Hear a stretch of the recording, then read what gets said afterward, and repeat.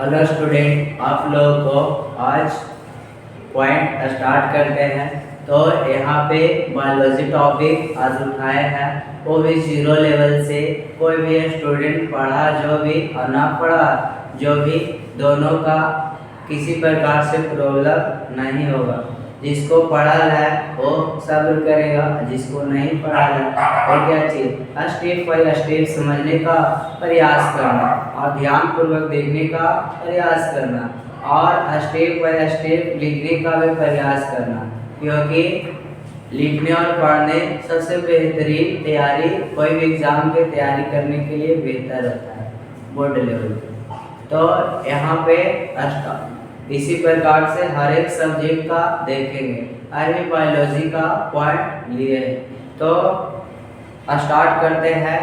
तो यहाँ पे काची पॉइंट है, तो ध्यानपूर्वक देखना। सबसे पहले बायोलॉजी, तो बायोलॉजी जीवों के बारे में अध्ययन करना या जीव जंतु के बारे में अध्ययन करना या सजीवों के बारे में अध्ययन करना जीव विज्ञान कहलाता है। यहाँ पे सजीवों के बारे में अध्ययन करना जीव विज्ञान कहलाता है। और जीव विज्ञान का जनक काची होता है, तो अरस्तु जी है। बायोलॉजी को 2 पार्ट में बांटा गया, एक जूलॉजी में जिसको जंतु विज्ञान बोलते हैं, दूसरा बॉटनी यानी पादप विज्ञान। बॉटनी यानी पादप विज्ञान, पेड़ पौधे के बारे में अध्ययन करना बॉटनी कहलाता है। और बॉटनी का जनक किसको कहते हैं, तो थियोफ्रेस्टस को बोलते हैं। बॉटनी के जनक थियोफ्रेस्टस को बोलते हैं। और जीव जंतु के बारे में अध्ययन करने को जूलॉजी बोलते हैं, इसी को जंतु विज्ञान। इनका जनक कौन है, तो अरस्तु जी हैं। इनका जनक अरस्तु जी हैं। तो इस प्रकार से यहाँ पर ध्यानपूर्वक देखना। अब हम लोग चलते हैं कि सबसे पहले कौन सा पॉइंट यानी कौन सा टॉपिक ध्यानपूर्वक। सबसे पहले बायोलॉजी को स्टार्ट कहाँ से करना चाहिए, इस पॉइंट को देखते हैं। तो बायोलॉजी का स्टार्ट करना चाहिए कोशिका से। कोशिका क्या होता है, तो शरीर के सबसे छोटी इकाई यानी सबसे छोटी यूनिट को ही काची बोलते हैं, कोशिका बोलते हैं। कोशिका को समझने के लिए एक्स्ट्रा वर्जन लेते हैं। जैसे ग्रामर में हम लोग सबसे पहले लेटर पढ़ते हैं, लेटर के मतलब ABCD, तो ABCD से स्टार्ट करते हैं। उसी प्रकार से कोशिका से स्टार्ट करेंगे और कोशिका को जोड़ने से क्या चीज बनेगा, तब उत्तक बनेगा। उसी प्रकार से ग्रामर में ABCD को जोड़ने से वर्ड बनता था। अब कोशिका के जोड़ने से उत्तक बनेगा और उत्तक के जोड़ने से क्या चीज बनेगा, अंग बनेगा, और अंग के जोड़ने से पूरे शरीर बनेगा। तो इस प्रकार से कोशिका शरीर के सबसे छोटी इकाई होता है। कोशिका के जोड़ने से उत्तक बनता है, उत्तक के जोड़ने से अंग बनता है और अंग के जोड़ने से पूरे शरीर यानी बॉडी बनता है। तो इस प्रकार से अब हम लोग कोशिका के बारे में स्टडी करते हैं। तो कोशिका क्या चीज है, तो शरीर के सबसे छोटी इकाई को कोशिका बोलते हैं। और यहाँ पे लिखे हैं कोशिका का अध्ययन को क्या चीज बोलते हैं, तो साइटोलॉजी बोलते हैं। कोशिका के अध्ययन को साइटोलॉजी कहते हैं। बोला जाता है कि प्रत्येक जीव का शरीर किससे मिलकर बना होता है, तो प्रत्येक जीव का शरीर कोशिकाओं से मिलकर बना होता है। प्रत्येक जीव का शरीर कोशिकाओं से मिलकर बना होता है। और यहाँ पर कोशिका का सिद्धांत किसने दिया, तो कोशिका का सिद्धांत स्लाइडेन एवं स्वान ने दिया। स्लाइडेन एवं स्वान ने कोशिका सिद्धांत दिया और बोला कि प्रत्येक जीवधारी का शरीर कोशिकाओं से मिलकर बना होता है। यहाँ पे ध्यानपूर्वक देखना। कोशिका को यहाँ पर 2 पार्ट में बांटे। सबसे पहले पढ़ा होगा कि कोशिका की खोज किसने किया। बहुत सारा स्टूडेंट बोलता है कोशिका की खोज किसने किया, तो आराम से बोल देता है कि रॉबर्ट हुक ने। लेकिन यहाँ पर समझना है कि क्वेश्चन कैसा है तो उसका जवाब कैसे देना है। तो यहाँ पे कोशिका का खोज रॉबर्ट हुक ने तो किया 1665 ईस्वी में, लेकिन रॉबर्ट हुक ने मरा हुआ यानी मृत कोशिका के खोज किया। तो जीवित कोशिका की खोज किसने किया? तो 1674 ईस्वी में जीवित कोशिका की खोज लीवेनहॉक ने किया। और जीवित कोशिका मृत कोशिका की पहचान कैसे करेंगे? तो हमारा मृत कोशिका के बारे में केस आएगा, हमारा नाखून आएगा, नाखून हुए नाखून जो काटने पे दर्द ना दे। अगर काटने पे दर्द दे रहा है तो समझो कि जीवित कोशिका है। तो इस प्रकार से समझो। यहाँ पे बता ये मृत कोशिका के रॉबर्ट हुक 1665 ईस्वी में, जीवित कोशिका की खोज एंटोनी वॉन लीवेनहॉक ने 1674 में। तो ये सब पॉइंट के बारे में बताए। फिर से रिपीटेशन मार देते हैं। कौन क्या चीज पॉइंट बताए? कुछ नहीं, एकदम जीरो लेवल से बता रहे हैं, जिसका पढ़ा होगा वो एकदम जीरो समझो। तो यहाँ पर देखना कि बायोलॉजी क्या चीज होता है? तो सजीवों के बारे में अध्ययन करना, पढ़ना ही जीव विज्ञान कहलाता है। जीव विज्ञान के जनक कौन है? तो जीव विज्ञान के जनक अरस्तु है। जीव विज्ञान यानी विज्ञान बायोलॉजी को कितने पार्ट में बांटा गया? तो बायोलॉजी को हम लोग दो पार्ट में करके पढ़ते हैं। एक वो पेड़ पौधे से रिलेटेड को बॉटनी कहते हैं, और वो जीव जंतु से अध्ययन को जूलॉजी बोलते हैं। जूलॉजी के जनक कौन होता है? अरस्तु। और बॉटनी का जनक कुछ होता है, थियोफ्रेस्टस होता है। अब हम लोग उसके बाद कोशिका के बारे में पढ़े। कोशिका क्या चीज होता है? तो शरीर के सबसे छोटी इकाई को कोशिका बोलते हैं, और कोशिका का अध्ययन साइटोलॉजी कहलाता है।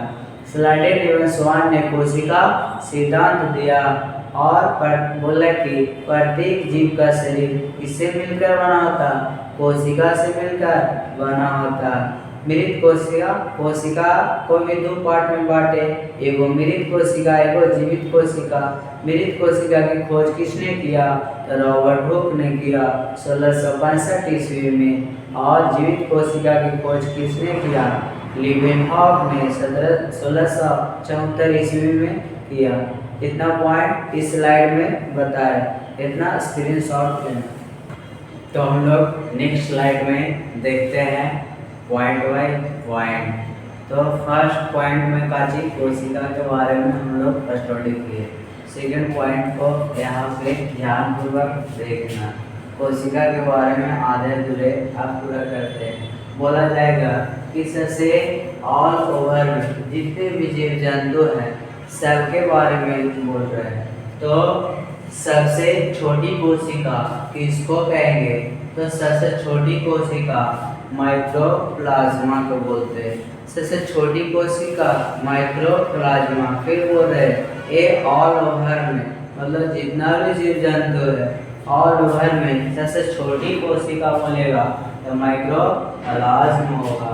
और सबसे बड़ी कोशिका बोलेगा तो शुतुरमुर्ग के अंडा होता है। शुतुरमुर्ग के अंडा जो होता है उसका कोशिका सबसे बड़ी होती है, और माइक्रोप्लाज्म की जो होता है वो सबसे बड़ा होता है। अब हम लोग ऑल ओवर में तो पढ़ लिए, अब यहाँ पर ध्यान देते हैं मानव में। मानव में सबसे छोटी कोशिका क्या होता है और मानव में सबसे बड़ी कोशिका क्या होता है?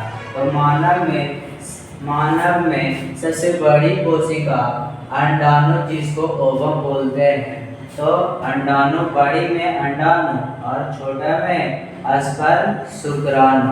ये है जो फीमेल में पाया जाता है और ये है जो मेल में पाया जाता है। तो इस प्रकार से अब हम लोग पढ़ते हैं कोशिका के अंग के बारे में। कोशिका के अंग क्या होता है? तो सबसे पहला पॉइंट जीव द्रव, जिसको प्रोटोप्लाज्म बोलते हैं। जीव द्रव क्या होता है? जीव द्रव की खोज किसने किया? जीव द्रव जो होता है हमारे शरीर में क्या योगदान देते हैं? तो यहाँ पे देखना, सबसे पहले जीव द्रव, इसका खोज किसने किया? पुरकिंजे नामक वैज्ञानिक ने जीव द्रव का खोज किया और उन्होंने जीव द्रव की खोज किया। और जीव द्रव क्या होता है? तो यह एक तरल मतलब पानी टाइप के तरल गाढ़ा पदार्थ होता है। एक तरल गाढ़ा पदार्थ होता है प्रोटोप्लाज्म। और हैक्सले नामक वैज्ञानिक ने प्रोटोप्लाज्म के बारे में क्या बोले? तो बोला इसे जीवन का भौतिक आधार बताता है कि जीवन का एक कुछ होता है भौतिक आधार होता है। तो इस प्रकार से यह 80% इसमें जीव द्रव में 80% जल की मात्रा होती है। जीव द्रव में 80% जल की मात्रा होती है। जीव द्रव हमारा क्या चीज करता है? तो हमारे कोशिकाओं को सूखने से बचाता है। जैसे किसी का हाथ सूख गया तो क्या सूखा? तो जीव द्रव यानी प्रोटोप्लाज्म है जो उसमें खत्म हो गया, तब जाकर के हाथ पैर सूख जाता है, यानी प्रोटोप्लाज्म। और बोला जाता है कि हमारे शरीर में, अपने शरीर के बारे में बताएं, हमारे पूरे शरीर में कितना प्रतिशत पानी की मात्रा होता है? तो हमारे शरीर में 65% पानी की मात्रा होता है। 65% का मतलब अगर कोई आदमी 100 किलो के है, समझाने के टाइप पे, अगर कोई आदमी 100 किलो के है तो उसमें 65 किलो पानी की मात्रा है। बोला जाएगा कितना सोचता होगा कि 100 किलो के आदमी में 65 किलो कैसे होगा? तो यहाँ पे विचार करते हैं। तो कोई भी आदमी पीता है तो 1 लीटर 2 लीटर भी पीते हैं, तो 65 किलो कैसे हो गया? तो हमारे हर एक कोशिकाओं में पानी की मात्रा होता है, उसका मेजरमेंट तो नहीं किया जो करता है। तो हमारे शरीर के प्रत्येक कोशिकाओं में पानी की मात्रा होता है। और बोला जाता है कि हमारे कोशिकाओं में अगर 1% की पानी की मात्रा की कमी हो जाता है तो समझो कि प्यास भयानक लगेगा। और बोला जाता है कि अगर 10% हमारे शरीर में पानी की मात्रा की कमी हुआ तो समझो कि टिकट कट जाता है, यानी मृत्यु हो जाता है। इस प्रकार से अब ब्लड कितना होता है? तो 5 से 6 लीटर, या वजन का 7%, वजन का 7% ब्लड होता है। और इधर पॉइंट पे क्या चीज? प्रोटोप्लाज्म 80% जल की मात्रा होता है। इसलिए वैज्ञानिक ने बोला कि जीव का भौतिक आधार कैसे होता है? एक प्रोटोप्लाज्म होता है। इसको 2 पार्ट में बांटे हैं, तो कोशिका द्रव और केंद्रिका द्रव बोलते हैं। अब कोशिका भित्ति क्या चीज होता है? Cell wall. वॉल मतलब समझ दीवार नियम, यानी कोशिका को सुरक्षा करने वाले को कोची बोलते हैं? सेल वॉल बोलते हैं। यह क्या चीज के बना होता है? तो सेलुलोज का बना होता है। और बोला जाता है और केवल पादपों में पाया जाता है। पादप मतलब पेड़ पौधा में सेल वॉल पाया जाता है, और हम लोग में सेल वॉल नहीं पाया जाता है। ये क्या चीज करता है? तो पेड़ पौधों को सुरक्षा प्रदान करता है। सेल वॉल है जो पेड़ पौधों को सुरक्षा प्रदान करता है। जीवाणु एक पादप है। जीवाणु एक पादप है जिसकी कोशिका भित्ति पेप्टिडोग्लाइकेन की बनी होती है। इसका कोशिका भित्ति पेप्टिडोग्लाइकेन की बनी होती है। कवक की कोशिका भित्ति किससे बना होता है? तो काइटिन के बना होता है। कवक किसको बोलते हैं? तो कवक के बारे में थोड़ी समझ लेते हैं। कवक बोलते हैं फंगस को। कवक किसको बोलते हैं? फंगस को। बोला जाता है कि अगर सब छोड़ दिया जाए, ऐसे तो मनुष्य पूरे दुनिया पर राज कर रहा है, अगर मनुष्य छोड़ दिया जाए तो पूरे दुनिया पर राज सबसे पहले कौन करेगा? कवक करेगा। कवक क्या चीज होता है? कवक के पहचान कैसे करेंगे? तो ध्यानपूर्वक समझना। जैसे रोटी है, 1 दिन 2 दिन छोड़ देते हैं, तुरंत उसमें बोला जाता है भूआ लग जाता है, तो भूआ काची हुआ, कवक हुआ। हम ठंडे के समय में इतना सारा कपड़ा पहन ले रहते हैं, फिर भी नहाने पर काची छूटता है, मैल छूटता है। तो वो मैल कहाँ से आता है? तो कवक होता है। हम ज़्यादा दिन नहीं नहाते तो माथा कुकवाए लगता है, यानी काची नोच रहा है, कवक नोच रहा है। या कहीं पे पानी छोड़ देते हैं तो वहाँ पे काची कॉय लग जाता है। कॉय क्या चीज़ है? कवक है। मशरूम भी कवक है। तो ये सब कवक है। कवक हर एक जगह पाया जाता है। तो इस प्रकार से कवक के बारे में हम लोग समझे। तो स्क्रीनशॉट लेना, एक स्लाइड मात्र और बताएंगे, फिर उसके बाद स्टॉप करेंगे। तो इस प्रकार से मानव में बड़ा ओवम, छोटा स्पर्म, ये है जो फीमेल में, ये है जो मेल में, टेस्टोस्टेरोन हार्मोन की वजह से स्पर्म। तो इस प्रकार से पूरे ऑल ओवर में माइक्रोप्लाज्म में सबसे बड़ा शुतुरमुर्ग के अंडा। तो इतना सारा पॉइंट हम लोग इस स्लाइड में देखें। अगले स्लाइड, एक स्लाइड और बताएंगे और फिर स्टॉप करेंगे। तो स्क्रीनशॉट लेना।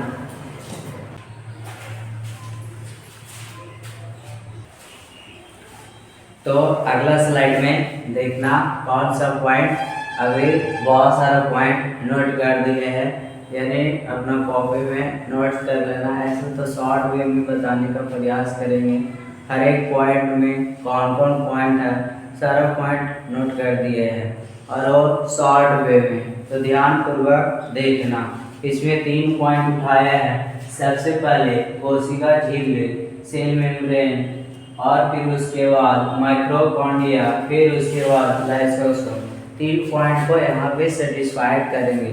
हमारे शरीर में तीनों पॉइंट कितना ज़्यादा इम्पॉर्टेंट है, तो देखना यहाँ पे। सबसे पहले कोशिका झिल्ली, सेल मेम्ब्रेन में काची होता है, तो बोला जाता है यह जंतु तथा पादप दोनों में पाया जाता है। मतलब जीव जंतु और पेड़ पौधा दोनों में ये शामिल रहेगा। कोशिका झिल्ली, कोशिका के अंदर ये सभी अवयव इसी झिल्ली के अंदर रहते हैं।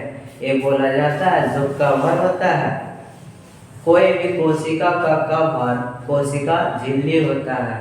तो कवर के रूप में समझो, कोशिका के कवर झिल्ली होता है और कोशिका झिल्ली के अंदर कोशिका पाया जाता है। यह कोशिका के अंदर जाने वाले पदार्थों का नियंत्रण करता है। कोशिका के अंदर जाने वाले पदार्थों को नियंत्रण करता है। का समझे? तो यहाँ पर यही समझे, जैसे हमारा शरीर है, हमारा शरीर के सबसे बड़ा ग्रंथि त्वचा है। त्वचा हमारे शरीर के बहुत सारा बीमारियों से लड़ करके हमारे शरीर को बचाता है। उसी प्रकार से और हमारे शरीर को नियंत्रित करता है और स्वच्छ रखता है, स्वच्छता प्रदान करता है। उसी प्रकार से कोशिका झिल्ली जो होता है, कोशिका की सुरक्षा प्रदान करता है और उसको नियंत्रित यानी कंट्रोल रखने का काम करता है। कौन? Cell membrane. तो यहाँ पे एक कोशिका झिल्ली जो क्या चीज कोशिका को नियंत्रित करता है। यहाँ पे लगाते हैं तो एक कोशिका झिल्ली के बारे में। अब आते हैं माइक्रोकॉन्ड्रिया। हमारे शरीर में माइक्रोकॉन्ड्रिया का क्या योगदान है और माइक्रोकॉन्ड्रिया जो होता है क्या पॉइंट दर्शाता है। हमारे शरीर के लिए माइक्रोकॉन्ड्रिया कितना वैल्यूएबल है। तो यहाँ पे देखना, सबसे पहले माइक्रोकॉन्ड्रिया जो होता है हमारे शरीर का पावर हाउस होता है। हम अपने लैंग्वेज में समझाने का प्रयास करते हैं। तो गांव घर में देखता होगा एक जो ट्रांसफार्मर होता है, क्या होता है? ट्रांसफार्मर। तो ट्रांसफार्मर जो होता है वो क्या चीज करता है? घर घर ऊर्जा देने का काम करता है। जिस घर में ज़्यादा बिजली की खपत होता है उसको ज़्यादा ऊर्जा देता है और जो काम करता है उसको कम देता है, समझने के पॉइंट से बता रहे हैं। तो इस प्रकार से उसी प्रकार से हमारे शरीर में माइटोकॉन्ड्रिया होता है, जो क्या चीज हमारे शरीर को शक्ति प्रदान करने का काम करता है।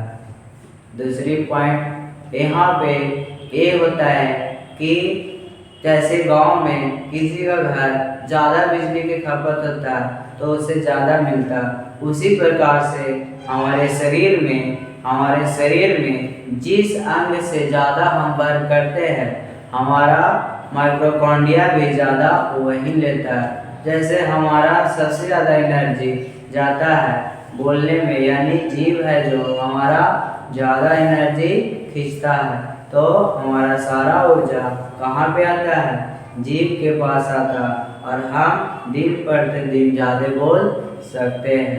कोई भी जैसे आर्मी की तैयारी करता है तो उसका मतलब दौड़ करने में यानी पैर में ज़्यादा एनर्जी की आवश्यकता होता है, ऊर्जा की आवश्यकता होता है, तो उसको दिन प्रतिदिन क्या चीज चला जाता अपने आप, तो पैर में चला जाता है, दिन प्रतिदिन को ज़्यादा दौड़ने की काम करता है, तो ये माइटोकॉन्ड्रिया हुआ।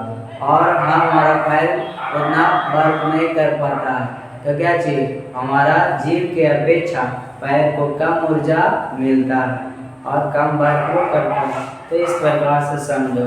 आते हैं पॉइंट में, क्या क्या पॉइंट दर्शाए हैं, तो ध्यान पूर्वक देखना।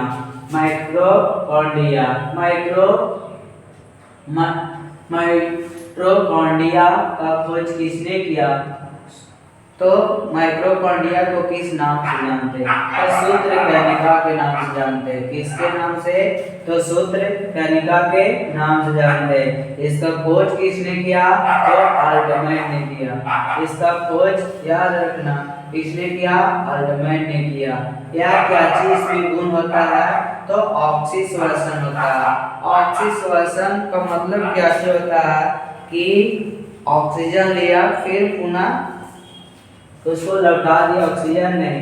इसके बारे में चर्चा करेंगे। ऑक्सीश्वसन होता है। यहाँ क्रेब्स चक्र होता है। क्रेब्स चक्र मतलब गया आया, तो इस चक्र को क्रेब्स चक्र बोलते हैं, रोटेट करके। तो अगला पॉइंट, इसके फलस्वरूप एटीपी तथा ग्लूकोज बनते हैं। इसके फलस्वरूप क्या चीज बनता है, एटीपी तथा ग्लूकोज बनता और हमें ऊर्जा मिलती है। ग्लूकोज का बनना क्या होता है, हमारे शरीर का ऊर्जा प्रदान होता है, एटीपी ग्लूकोज बनता है। इसी के कारण इसे कोशिका का कुछ बोलते हैं, पावर हाउस या शक्ति गृह बोलते हैं। पावर हाउस उसको बोलते हैं जिसके पास ऊर्जा बनाने की क्षमता हो। तो माइटोकॉन्ड्रिया जो होता है हमारे शरीर का ऊर्जा प्रदान करता है। यहाँ पे और समझने का प्रयास करना। तो यहाँ पे फर्स्ट पॉइंट ये होता है कि जैसे में हम लोग ऑक्सीजन लेते हैं, हमारे ऑक्सीजन कहाँ चल जाता है, मेरा ऑक्सीजन फेफड़ा के पास चला आता है और हमारे हर एक कोशिका में माइटोकॉन्ड्रिया समाहित है। हमारे माइटोकॉन्ड्रिया जो होता है वो क्या चीज हमारे शरीर के ऊर्जा बनाने में सक्षम है। ऊर्जा वो क्या बनाता है, जब उसे ऑक्सीजन मिलेगा तब। तो हमारा फेफड़ा से प्रत्येक कोशिका में जाना, ये फेफड़ा उठ करके जाएगा, नहीं उठ करके जाएगा, तो वैसा पॉइंट को उठाएगा जो पूरे शरीर में क्या चीज करता है, परिभ्रमण करता है। तो हमारे पूरे शरीर में परिभ्रमण करने वाला ब्लड होता है, खून होता है। तो फेफड़ा में से ऑक्सीजन को उठाता है ब्लड और क्या चीज शरीर के हर एक कोशिका यानी माइटोकॉन्ड्रिया के पास ऑक्सीजन को पहुंचा देता है। और बोला जाता है कि प्रत्येक कोशिकाओं से ऑक्सीजन टकरा करके काची बन जाता है, कार्बन डाइऑक्साइड बन जाता है। तो ब्लड ने ऑक्सीजन को ले लिया और टक्कर के बाद वो कार्बन डाइऑक्साइड में कन्वर्ट हो गया, तो फिर ब्लड उसको उठा करके फेफड़ा में धर देता है। फेफड़ा के काम में है ऑक्सीजन को खींचना और कार्बन डाइऑक्साइड को बाहर फेंकना। और जैसा ही ऑक्सीजन माइटोकॉन्ड्रिया को मिलता है तो माइटोकॉन्ड्रिया जो होता है ऊर्जा बनाने में सक्षम हो जाता है। इसका प्रैक्टिकल के लिए कोई भी जवान जैसे सियाचिन सबसे ऊंचा बॉर्डर है, जेल बिहार में 10 रोटी खाता है, सियाचिन बॉर्डर पे जाता है तो ऐसे तो साल में 2 से 3 बार उसको ड्यूटी दिया जाता है। मन है तो जाओ, न तो न दिया। जाने से क्या होता है, पेमेंट दुगना हो जाता है, तो जो कमाने वाला रहता है वो चला जाता है, तो वहाँ जाता है तो 2-3 रोटी खाएगा। इसका वजह क्या चीज हुआ कि हार्ट पे ऑक्सीजन की मात्रा कम मिलता और कम मिलता तो भोजन कम पचता, तो कम पचता है तो खाएगा कम तब ना मैनेज होगा।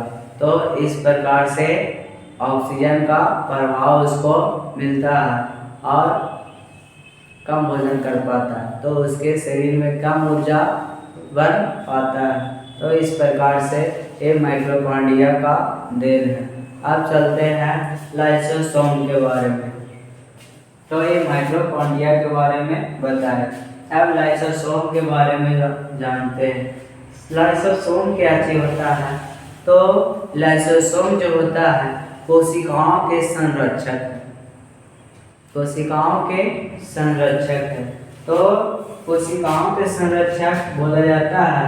यह कोशिका के अंदर पाचन का कार्य करता है। कोशिकाओं के अंदर पाचन के काम करता है। पाचन के मतलब का भोजन पचाता है ऐसा नहीं।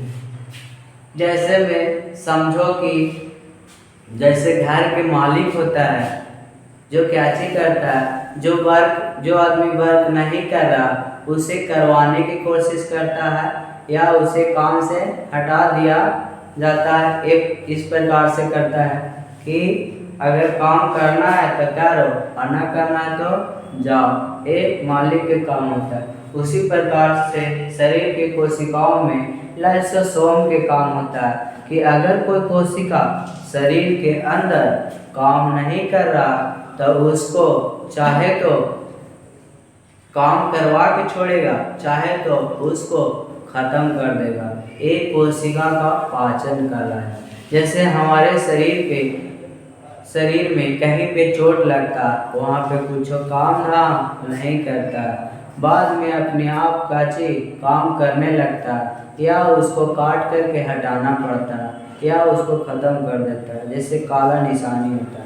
तो लाइसोसोम इर्द गिर्द रहता है, तो लाइसोसोम इर्द गिर्द रहता है तो वहाँ पे देखता है कि वहाँ पे कोशिका क्या चीज है, मरा हुआ। तो चारों बगल से कोशिका तुरंत ठीक नहीं होगा, चारों बगल से कोशिका उस कोशिका मरा हुआ कोशिका को उस पे लाइसोसोम छिड़केगा, छिड़का तो वो कोशिका अगर जिंदा होने के लिए रहेगा तो जिंदा हो जाएगा, नहीं तो जिस लाइसोसोम छिड़का उसी लाइसोसोम से गल करके एकदम पूरा क्लीन हो जाएगा और शरीर में किसी प्रकार से कोई कोशिका या हानि नहीं करेगा।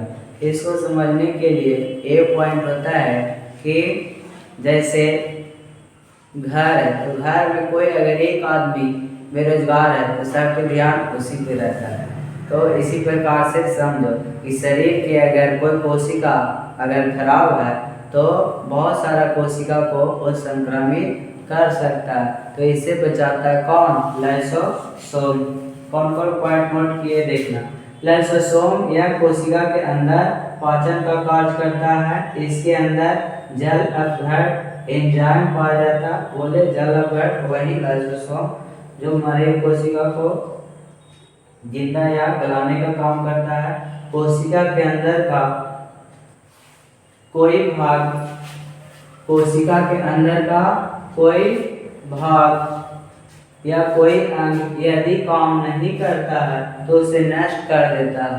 अगर कोशिका के शरीर के अंदर कोई कोशिका काम नहीं कर रहा तो उसे नष्ट करने का काम करता है। तो इसी प्रकार से इसे क्या चीज कहते हैं? इसे आत्महत्या की थैली भी कहते हैं। आत्महत्या की थैली किसको बोलते हैं? तो कोई कोशिका बार बार एक ही पॉइंट बोलते हैं कि अगर कोई कोशिका मर गया तो उसे गला करके खत्म करना या उसे जिंदा करना, उसी को आत्महत्या की थैली बोलते हैं। इसको एटोबॉम्ब भी बोलते हैं। इसका खोज किसने किया था? डी डुवे नामक वैज्ञानिक ने किया। यहाँ पे लिखा है डी डुवे नामक वैज्ञानिक ने किया। ये आरबीसी में पाया नहीं जाता। थोड़ा सा आरबीसी के बारे में चर्चा कर लेते हैं। आरबीसी क्या चीज होता है? और आरबीसी जो होता है राइबो आरबीसी, ये आरबीसी बोलते हैं ब्लड को, यानी खून को या हीमोग्लोबिन को। हीमोग्लोबिन को ही आरबीसी बोलते हैं। हमारे शरीर में जितना आरबीसी रहेगा उतना शक्ति उसको मिलेगा। आरबीसी में लाइसोसोम पाया नहीं जाता है, तो लाइसोसोम आरबीसी में नहीं पाया जाता। आरबीसी का जीवन काल 120 दिन तक होता और 120 दिन के बाद खत्म होकर के कहाँ चल जाता? स्प्लीन में चल जाता है, लेफ्ट साइड। और स्प्लीन को ही क्या चीज बोलते हैं? आरबीसी का कब्र बोलते हैं। कब्र मतलब कोई आदमी मरता है तो कब्र में जाता है, तो उसी प्रकार से ब्लड मरता है तो कहाँ जाता है? स्प्लीन में। स्प्लीन क्या चीज करता है? उस ब्लड को जला करके खत्म कर देता है। समझो कितना बेहतरीन भगवान ने व्यवस्था हम लोग के लिए की है कि खत्म हुआ तो अपने आप बाहर से निकालना नहीं पड़ेगा, शरीर के अंदर ही वो इन्वेस्ट हो जाता है। एक वो WBC होता है, श्वेत ब्लड कॉर्पसल्स। तो यहाँ पर रेड ब्लड कॉर्पसल्स हुआ और WBC, उसका जीवन काल 4 दिन तक होता है। 4 दिन के बाद वो खत्म कर देता है। WBC के काम क्या चाहिए? तो WBC के काम है रोगों से लड़ने की क्षमता प्रदान करना। जैसे में किसी आदमी के बुखार लगना यानी शरीर के अगर किसी पार्ट में गड़बड़ी है तो हमें अलर्ट करने के लिए हमें फीवर लग जाता है। तो फीवर लगा तो समझो कि शरीर के कोई पार्ट में कोई दिक्कत आ गया है, तो ये फीवर का काम है। तो मान लीजिए फीवर हो गया तब WBC समझो हार गया। और क्या चीज करते हैं? तो हम लोग मेडिसिन लेते हैं और बुखार खत्म हो जाता है। क्या हम दवा खाए तो जीवन भर दवाई ही काम कर रहा है? नहीं, वो जीवन भर WBC काम कर रहा है। अगर WBC ना होता तो मेडिसिन कोई काम क्यों नहीं। WBC का मृत्यु एड्स बीमारी में होता है। और कोई बीमारी WBC खत्म हो जाने के बाद कोई भी बीमारी अगर होगा तो समझो कि वो जीवन भर रहेगा, इसलिए उसका कोई इलाज नहीं है। तो इस प्रकार से हम आगे इस पॉइंट को अगला पॉइंट में देखेंगे या अगला स्लाइड में। तो अगर वीडियो अच्छा लगा हो तो इसको शेयर सब्सक्राइब ये सब करना ना भूलें और हर एक पॉइंट के कॉपी में नोट करें। तो इस प्रकार से अगर तैयारी करोगे तो बेहतरीन होगा। और कोई काम के अगर रेगुलर करते हैं तो एक दिन सबसे बेहतर साबित होता है। और पढ़ाई में एक पॉइंट ज़रूर याद रखना कि इसका जो परिणाम होता है बहुत दिन के बाद पता चलता है। अगर हम अभी पढ़े तो अभी इसका असर नहीं दिखाएगा, या हमें अभी जो है ये अभी का नहीं है, पास्ट का। तो पढ़ाई का असर बहुत दिन के बाद पता चलता है। तो इस पॉइंट को ध्यान में रखना। जिस टाइम पढ़ेगा उस टाइम एकदम लगा रहो। तो अब इसी प्रकार से हम बायोलॉजी के 3, 4, 5 क्लास लेंगे और उसके बाद फिजिक्स, केमिस्ट्री, मैथ हो गया, इंग्लिश तो जानवे करते हो, वो भी हर एक पॉइंट को शिद्दत से देखते चलेंगे। तो जितना वीडियो पे शेयर करेगा उतना ही ज़्यादा वीडियो बनाएंगे। ये हमारा मोटिवेशन, हर एक टीचर का मोटिवेशन यही होता है, जितना ज़्यादा शेयर करोगे उतना ही ज़्यादा मेहनत करते हैं। तो मिलते हैं नेक्स्ट वीडियो में।